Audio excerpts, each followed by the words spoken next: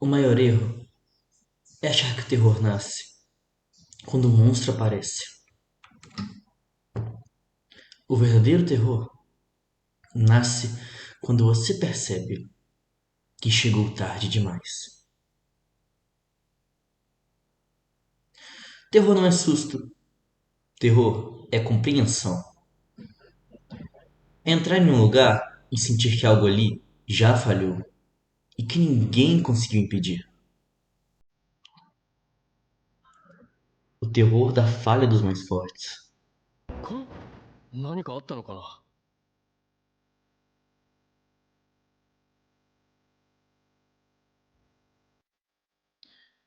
Um salão vazio, o chão inchado de sangue seco. Não tem urgência, não tem batalha. Apenas a pergunta de Itadori: que sangue é aquele?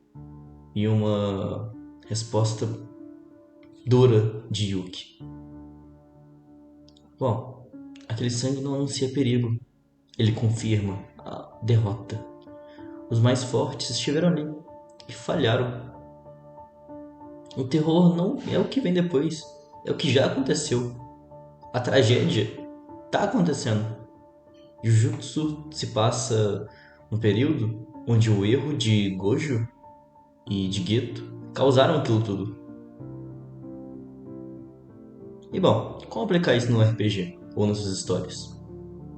Você mostra o resultado, nunca confronto. Vestígios dos heróis, armas famosas quebradas, NPCs que se calam a lembrar. Se os mais fortes falharam, os jogadores entendem que não são especiais. Eles apenas chegaram depois.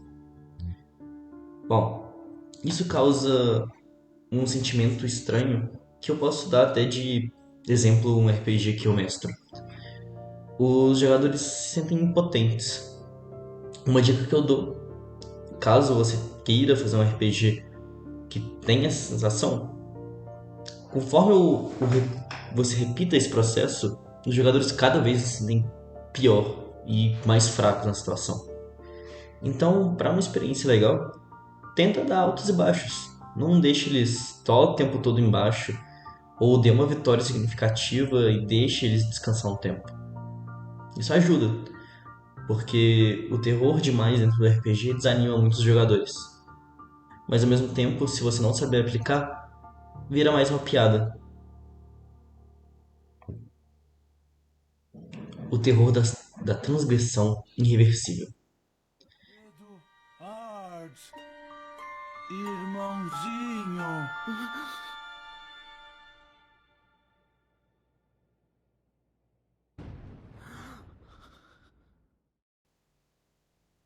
Em alguns mundos, o terror nasce da escolha errada.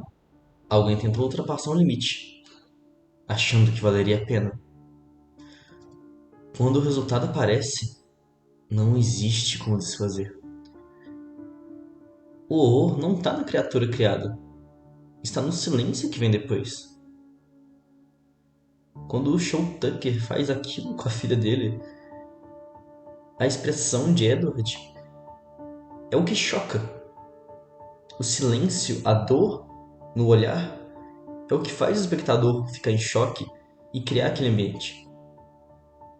Todo aquele contexto anterior criado também, em cima da amizade dos irmãos com a família, traz uma dor ainda maior para o espectador.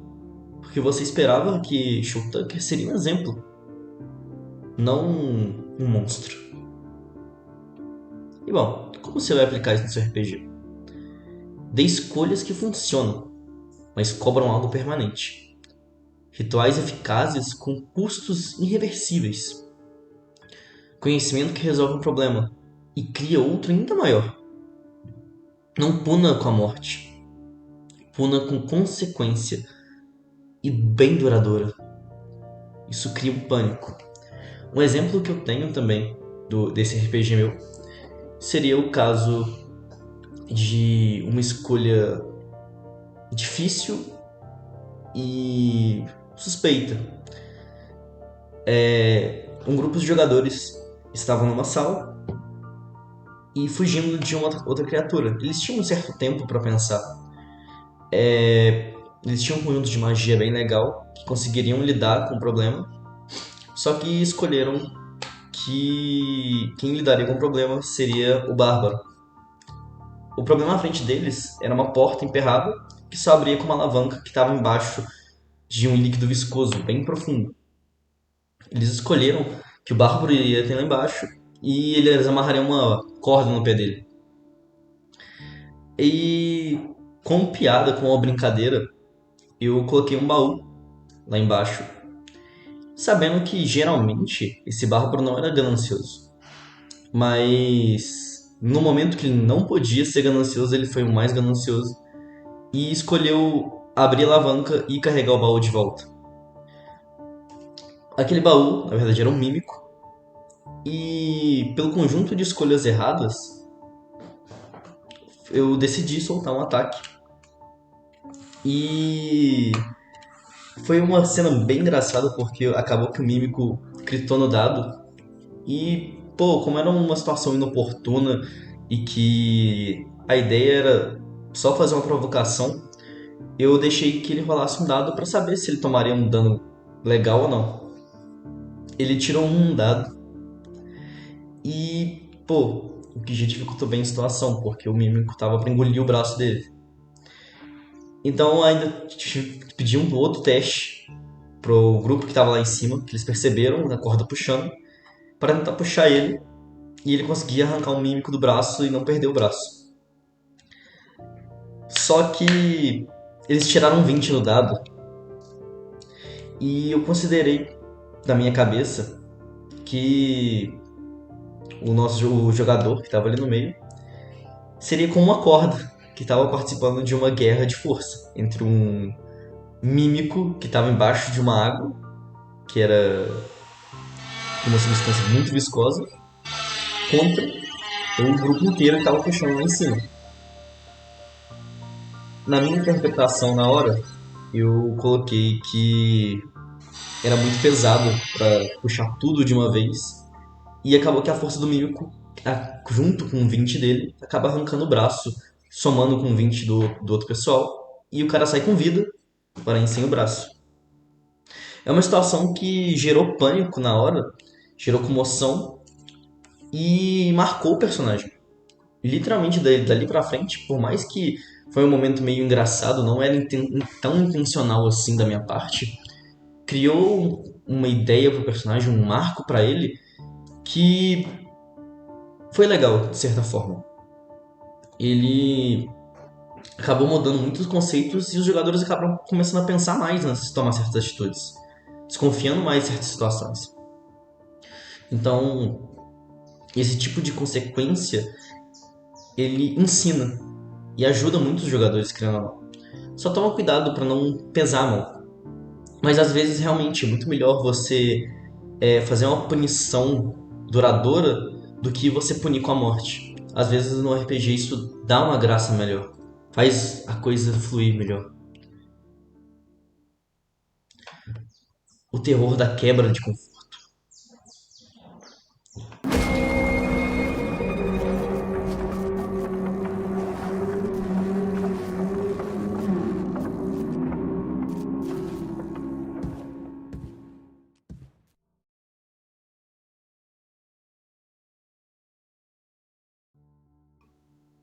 Bom, no passado, tudo parece seguro. Crianças brincam, o ambiente é leve, o protagonista baixa a guarda. Crianças correm, não brincando, fugindo. No meio do caos, um coelho chama o protagonista. A figura parece adulta, parece segura. A criança confia. Segue ele até os fundos da pizzaria. E quando chega lá, entra na sala e encontra 5 crianças que já foram. O terror não é o assassino, é a traição da segurança. E bom, acho que não preciso nem falar muito que isso aqui é bem clássico dos RPGs. O NPC favorito que todo mundo gosta é o traidor. E bom, se você nunca fez isso como mestre, ou mestra, recomendo muito. É uma situação que cria um antagonista que marca. E realmente os jogadores chegam a odiar ele. No meu RPG eu gosto muito de trabalhar com pontos de vista, não um fixo de vilão ou herói. Chega ao ponto de como esse personagem que tem no meu RPG chega a ser tão ambíguo para eles, por mais que ele seja o vilão principal que está causando a maior catástrofe, às vezes eles ainda concordam com ele por causa desse passado, por causa da segurança que eles já trouxeram. Então isso trouxe uma espécie de, entre aspas, trauma que fazem os jogadores ficarem confusos até no próprio julgamento, mesmo sabendo que aquele cara não é um cara legal. Então, acho que uma forma muito legal de fazer isso, às vezes é com aquele NPC que começa lá do início do seu RPG mesmo.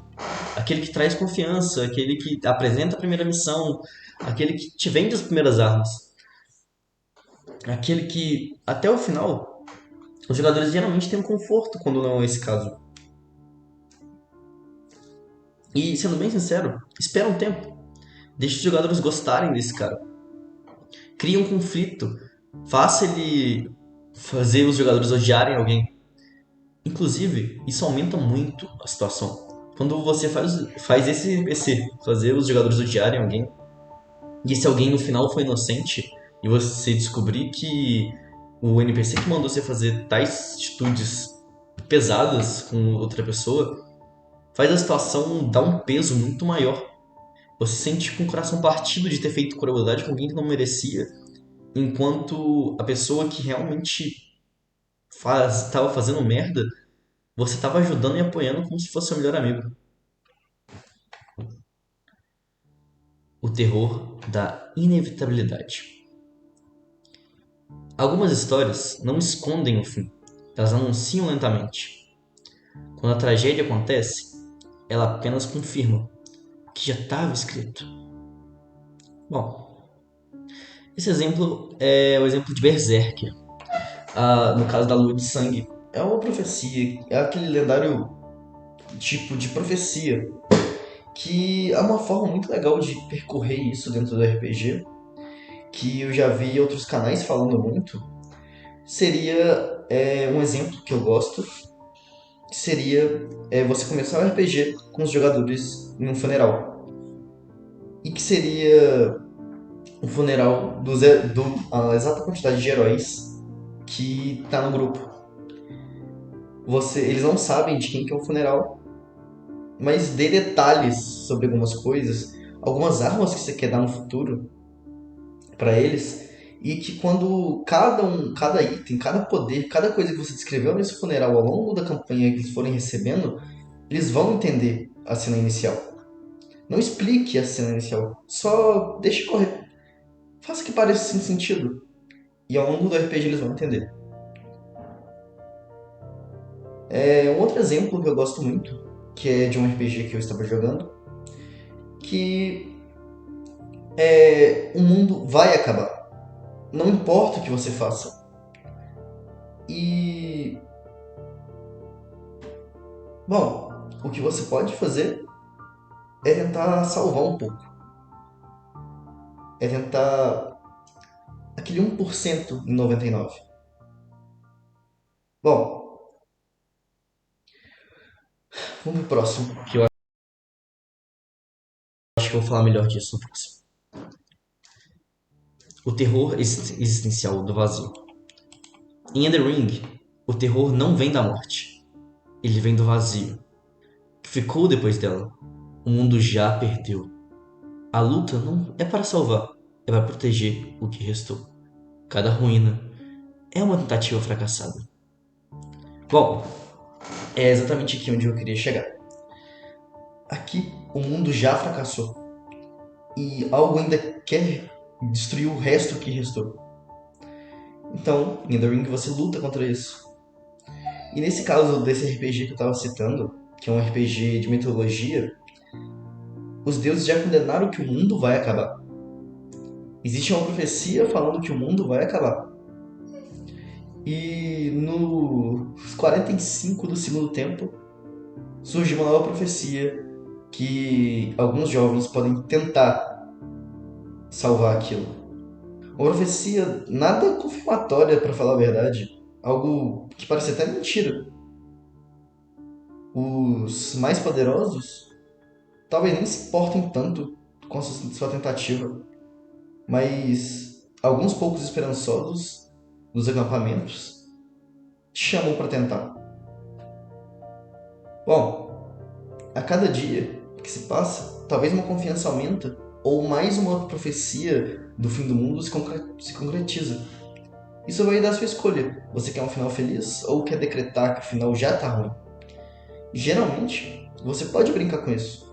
O que eu gosto, um bom exemplo dessa brincadeira de deixar os jogadores bem perdidos, ou os leitores bem perdidos, eu dou um exemplo do final de Jujutsu. Por mais que muita gente não gostou, eu gosto muito que quando eu acompanhei, você sabia que a escritora, Geiko, não tinha dó de personagem, não tinha dó de protagonista. Então, até o final, você pensava que Sukuna ainda podia vencer. Então, por mais que ela foi uma história com um final feliz, entre grandes aspas, bom, você fica tenso até o último segundo. Literalmente, até dentro da expansão de domínio de Yuji, você fica com medo. Você não sabe o que fazer. Você fica desesperado com as ameaças de Sukuna. Porque você acha que ele pode tirar uma carta da manga a qualquer momento de novo. E essa sensação dentro do RPG, pegando uma história global, você pode trazer esse medo para os jogadores ao longo do tempo. Mostrando que o mundo não é esse grande arco-íris. Quando eu já falei anteriormente em outro modelo, quando você repete muito terror, os jogadores começam a ter medo. Real. Eles perdem as esperanças. É onde que se você quer criar um RPG do estilo de Ordem e você quer fazer um mundo mais creepy, tipo um Call of Cthulhu, bom, eu acho que isso é um terror bem legal de se trabalhar. Onde você já perdeu. A questão é que você está vivendo a história até perder. E, sinceramente, gosto muito dessa ideia. Onde você sente que já perdeu. Você não precisa falar pro jogador que ele perdeu ou algo do tipo. Mas ele sente. Por exemplo, Call of Cthulhu é um sistema feito para isso. Se você gosta desse tipo de terror, se você tem amigos que gostam desse tipo de coisa, recomendo muito esse sistema. É onde que você vive uma experiência para mostrar uma história, realmente. Porque o final não é feliz. E realmente gosto disso. E espero que tenha ajudado essa ideia. Certo. Criar terror não é mostrar o monstro, é mostrar o que acontece quando ele já venceu.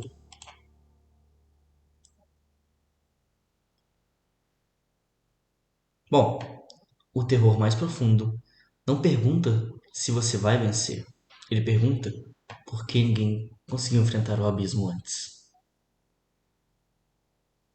E obrigadão a todo mundo que participou. Dá like, se inscreve. Aquele abraço, muito obrigado e até semana que vem. Valeu, falou, fui.